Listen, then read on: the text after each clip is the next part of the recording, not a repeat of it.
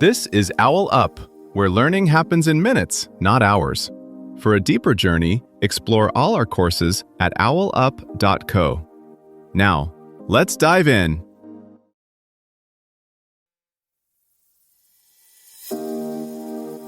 Welcome to Chapter 1 of our series, Why Humans Do Strange Things, Social Psychology Explained. In this episode titled Conformity, Why We Go Along with the Group, we'll explore the fascinating reasons behind our tendency to follow the crowd and identify those everyday situations where conformity plays a role in our lives. So, let's dive in. Most people think they'd spot peer pressure a mile away, yet in classic studies, about 3 out of 4 participants agreed with a group that was obviously wrong. You're in a meeting, you see the mistake, everyone nods along, and your brain quietly whispers, maybe it's just me. You probably trust your own eyes, until everyone around you seems just as sure of the opposite. You're scrolling through comments, and a take that felt obviously wrong 5 seconds ago now seems less crazy, simply because it has thousands of likes and a long thread of confident agreement. That quiet wobble in your certainty isn't random. Your brain is running a split-second cost-benefit analysis. Is it safer to stand out and risk friction, or blend in and stay socially insured? At work, this might mean dialing back a concern because the senior manager sounds convinced. With friends, it might mean laughing at a joke you actually find mean. Online, visible metrics function like price tags on opinions, nudging you toward whatever looks affordable in social terms, low risk, high approval, and minimal chance of standing alone. That wobble isn't just about fear of awkwardness. It's wired into how your brain treats groups as survival infrastructure. From childhood, you learn that belonging controls access to almost everything you need: information, opportunities, protection, even basic help on bad days. So when a group leans one way, your mind reads it less like a casual opinion and more like a weather forecast you'd better not ignore. In a new job, this can mean mirroring how others speak up, or stay quiet.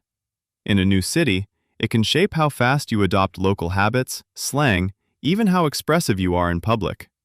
Here's what's hiding underneath that moment of hesitation when you notice you're out of step with the group. Your brain is running 2 very different playbooks at once. The first is about warmth. Will they still like me? This is normative influence.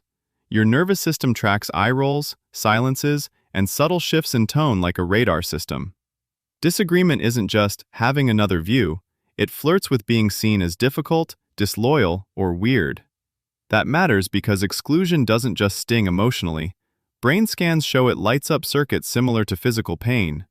Saying yes when you mean not really can feel like paying a small fee to avoid a larger hit to your social standing. The second playbook is about accuracy. Maybe they know something I don't. This is informational influence. When multiple people converge on an answer, your mind treats that as pooled evidence.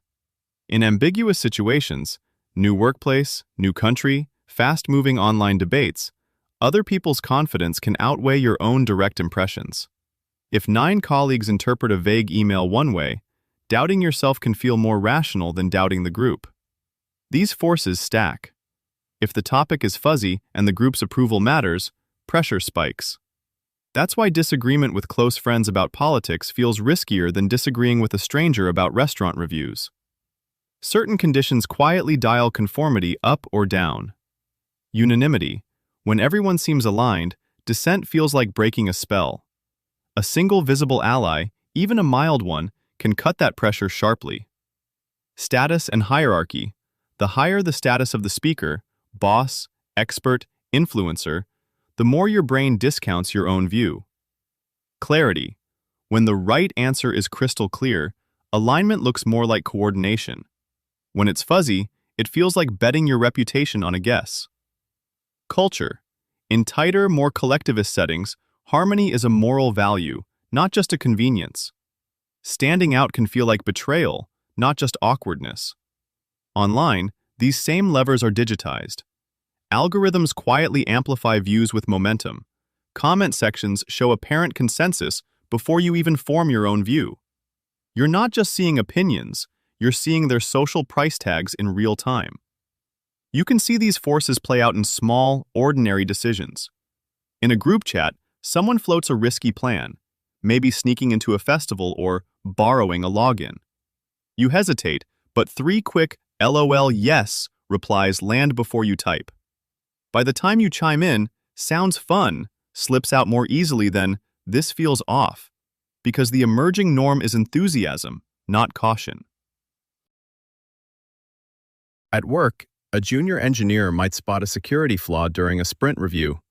The feature is late, leadership is impatient, and everyone else wants to ship. Even if the risk seems real, contradicting the mood can feel like derailing a moving train. Many people choose a softer nudge, probably fine for now, telling themselves they're being pragmatic. On social media, you might post a mild disagreement under a viral thread, then quietly delete it after a few icy replies and no likes.